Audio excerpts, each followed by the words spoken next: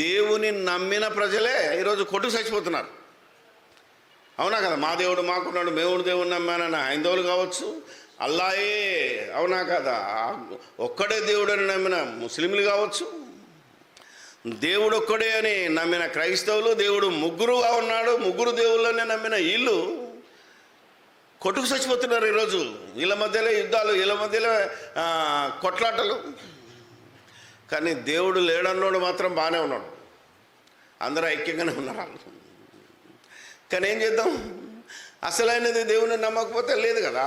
అంటే వీళ్ళ ప్రవర్తన చూసి ఈరోజు దేవుడు లేడనే నాస్తికులు బయలుదేరారు.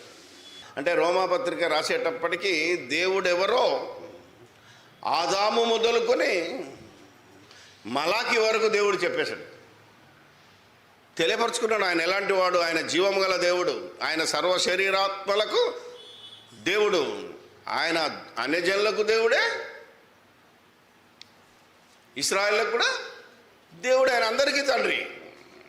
కానీ ఈరోజు చాలామంది క్రైస్తవ బోధులకే తెలియదు ఏంటంటే మా దేవుడు గొప్పోడు, మా దేవుడే మంచోడు, మా దేవుడే నిజమైన దేవుడు, మీ దేవుడు దొంగ అన్నాడంటే, మీ దేవుడు దేవుడే కాదన్నంటే అసలు మీ దేవుడు అనే పదమే తప్పు. దేవుడు ఒక్కడే కదా, వీలైనంత వరకు దేవుడు గొప్పోడను. మీకు దేవుడు మాకు దేవుడు ఇద్దరు దేవుళ్ళు లేరు, అందరికీ దేవుడు ఒక్కడే అని ప్రకటన స్టార్ట్ చేయాలి ఇప్పుడు క్రైస్తవ సర్వ ప్రపంచం. అదే నెబుకద్నెజరు నమ్మాడు, అదే అహష్వరోసు. మీరు కనుక దానియేలు గ్రంథంలో చదివితే ఈ ప్రపంచాన్ని పరిపాలించిన 4 మహా సామ్రాజ్యాలు, బబులోను సామ్రాజ్యము, మాదీయ పారసీక సామ్రాజ్యము, గ్రీకు సామ్రాజ్యము, అలెగ్జాండర్ ద గ్రేట్, అలాగే రోమా సామ్రాజ్యము ద్వారా దేవుడెవరో ప్రపంచానికి తెలియజేస్తున్నాడు ఆయన. ఇక నువ్వు దేవుని గురించి అవునా కదా, ఇప్పుడు మా దేవుడు గొప్ప, మీ దేవుడు గొప్ప అన్నది అప్పుడే చెప్పాడు. ఇశ్రాయేలు నమ్మిన దేవుడే దేవుడు, దట్స్ ఆల్. కాబట్టి తన గురించి తెలియపరుచుకున్నాడు కనుకనే దేవుడు, ఆ దేవుని మనం దేవునిగా మహిమపరచట్లేదు. ఆ దేవుని ఏ విధంగా మనం మనుషుల యొక్కయో, చతుష్పాద జంతువుల యొక్కయో, పురుగుల యొక్కయో ప్రతిమా స్వరూపముగా మార్చివేశాము అని కింద మాట్లాడతాడు. దేవునికి యొక్క అదృశ్య లక్షణాలు అనగా ఆయన నిత్యశక్తియు దేవత్వమును, ఈ ప్రపంచాలు, ఈ సర్వలోకము, ఈ జగత్తు ఉత్పత్తి అంటే ప్రారంభించబడిన క్రమానికి ముందు, అంటే ఆది కాండములో ఆది యందు దేవుడు భూమి ఆకాశములను సృజించెను అనే మాట పలకకు పూర్వమే, జగదుత్పత్తికి పూర్వము సృష్టింపబడిన వస్తువులను ఆలోచించుట వలన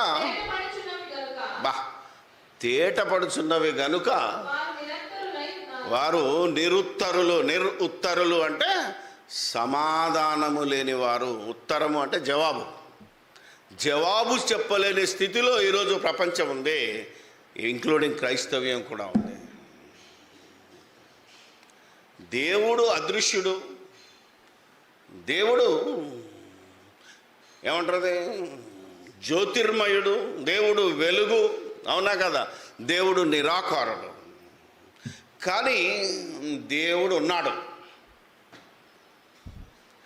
చాలామంది ఈ మధ్య నాస్తిక హేతువాదులు ఫేస్బుక్లో పెద్ద చర్చ నడుపుతున్నారు.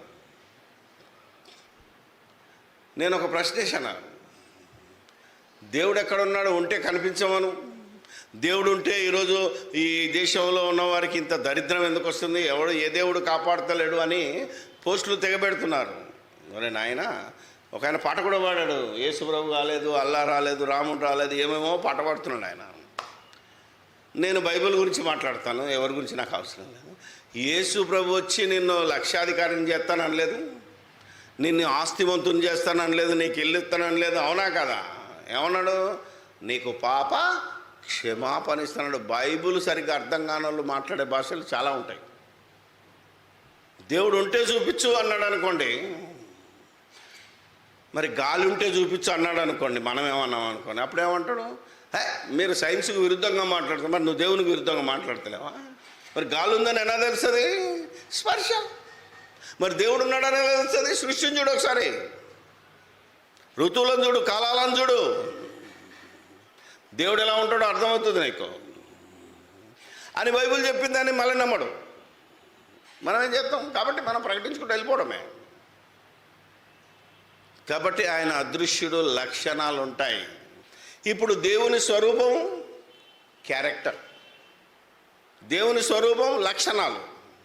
కాబట్టి ఆ లక్షణాలు ఏంటివో చెప్తున్నాడు. నిత్య శక్తి. ఈ శక్తి ఎప్పుడు అరగదు, తరగదు, నాశనం కాదు. శక్తి ఎనర్జీ.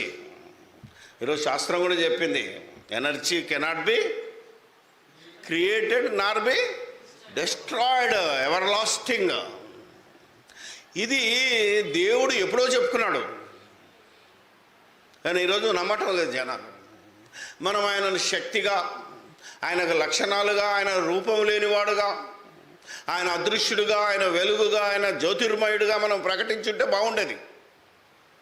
ఏమంటున్నామంటే దేవుడే యేసుప్రభు రూపంలో వచ్చాడు, దేవుని కూడా రూపం ఉంది అనే పరిస్థితి వచ్చింది ఈరోజు. దేవునికి రూపం లేదు, దేవుడు ఎప్పుడు అది అవతారం ఎత్తలేదు, ఈ భూమి మీదకి రాలేదు. మొన్న కూడా పెట్టాడు. అదేంటంటే జకర్యాలో ఉన్నది, యెహోవా తన పరిశుద్ధాలయమును విడిచి వస్తున్నాడు, కిందికి దిగుతున్నాడంటే అది నాయన యెహోవా కాదు నాయన, యెహోవా రాలేదు, రాడు అని ముందే ప్రవక్తల ద్వారా చెప్పాడు. అక్కడ ప్రభువు అని ఉండాలా, the lord is coming from అన్నాడు. ఎందుకంటే రాబోయేవాడు ఆయనే కదా. ఆ స్థితిని, ఏదైతే పరలోకంలో దేవుని యొద్ద ఉన్న స్థితిని వదిలేసుకొని కిందికి వచ్చాడు. అదే దేవునితో సమానముగా ఉండుట విడిచిపెట్టకూడని భాగ్యమని ఎంచుకొనలేదో. అక్కడ ఏ విధంగా సైతాన్ని ఇరికించాలో ఇరికించినా నువ్వు చదువుకోవాలి. దేవుడు ఎప్పుడు దిగి రాలేదు. ఎందుకంటే ఒకసారి బైబిల్ చెప్పింది, మహాకాశంలో నిన్ను పట్టజాలవు, నిశ్చయముగా దేవుడు ఈ లోకంలో నివాసం చేయడు. It is rule. మరి యేసుక్రీస్తు భూమి మీద నివాసం చేశాడుగా, మనలాగా తిన్నాడు, మనలాగా అవునా కదా, ఏడ్చాడు, దుఃఖపడ్డాడు, నడిచాడు, అన్నీ చేశాడు. కాబట్టి ఈయన నా ప్రియ కుమారుడు, ఈయన మనుష్య కుమారుడు, ఈయన నరుడని చెప్పాడు తప్ప దేవుడని ఎవరు ప్రకటించలేదు.